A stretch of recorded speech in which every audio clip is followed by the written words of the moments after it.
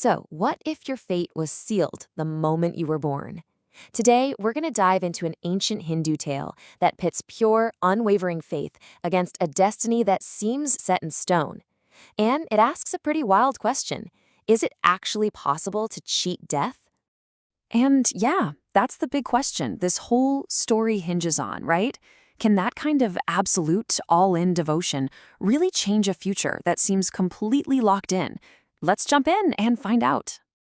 All right, so our story kicks off with something super relatable, a deeply human desire. We have a sage named Markandeya and his wife Mardavati. They were incredibly devout, but they were missing one thing they desperately wanted, a child. So, after years and years of intense prayer, it works. The great god Shiva himself, impressed by their devotion, appears right before them. But the divine gift he offers comes with, well, it comes with a choice that would absolutely break any parent's heart. And just look at this choice Shiva puts in front of them. It is impossible. On one hand, they could have a son who would be, just okay, maybe even poorly behaved. But he'd live for a full 100 years. On the other hand, they could have a wise, noble, brilliant son who would die at just 16. I mean, can you even imagine? So, what do? For them, it was clear. A long life without virtue, without meaning, that wasn't a life at all. They chose the short, brilliant life for their son, and they named him Markandeya. And with that one heartbreaking choice, the clock on his life officially started ticking. So Markandeya's childhood begins, but hanging over everything, every happy moment, is this divine prophecy. It's a literal countdown to his very last day. And you can kind of see how his short life plays out here. He was this incredibly gifted kid right from the start, mastered all the sacred texts, and became this huge devotee of Shiva. But as he got closer and closer to that 16th birthday, his parents, with the heaviest hearts imaginable, had to finally tell him the truth. His time was almost up. But here's where things get, well, pretty incredible. Did he fall apart? Did he get angry or despair? Nope. He did the exact opposite. He went down to the seashore, he built a Shiva Linga, that's a sacred representation of the god, and he just poured every second he had left into worship. His faith literally grew stronger in the face of death.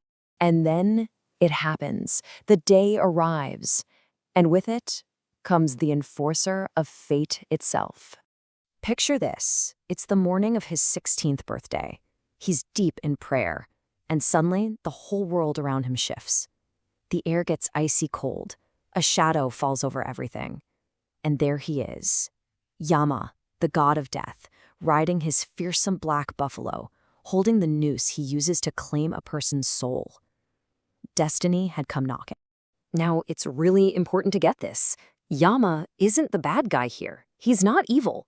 He's more like a cosmic lawman, just doing his job. He looks at Markandeya, and his voice just echoes with finality.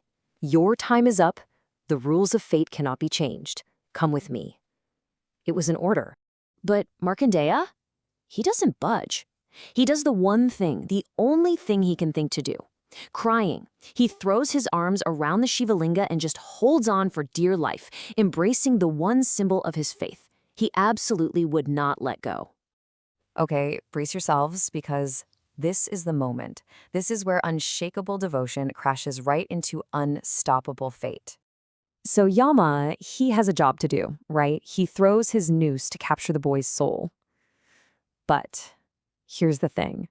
Because Markandeya is hugging that linga so tightly, the noose falls not just around the boy, but around the sacred symbol of Shiva himself.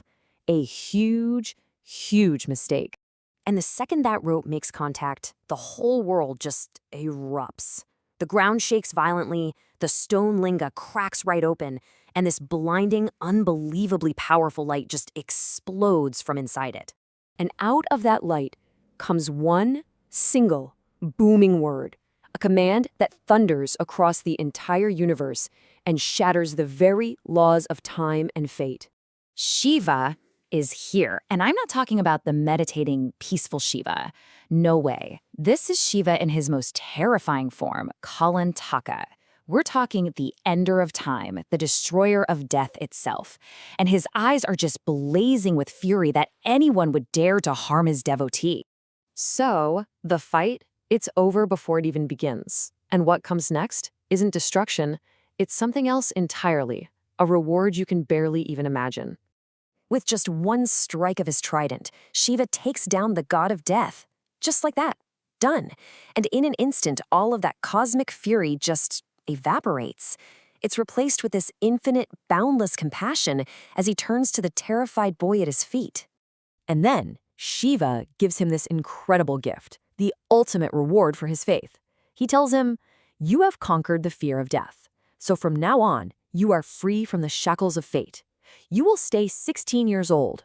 Forever. You will live eternally as an immortal sage." Okay, so what do we take away from all this? I mean, it's an amazing story, but there's a really deep philosophical idea running through the whole thing. And that whole idea is wrapped up in a concept called bhakti. It's this Sanskrit term for absolute total devotion and surrender to a divine power.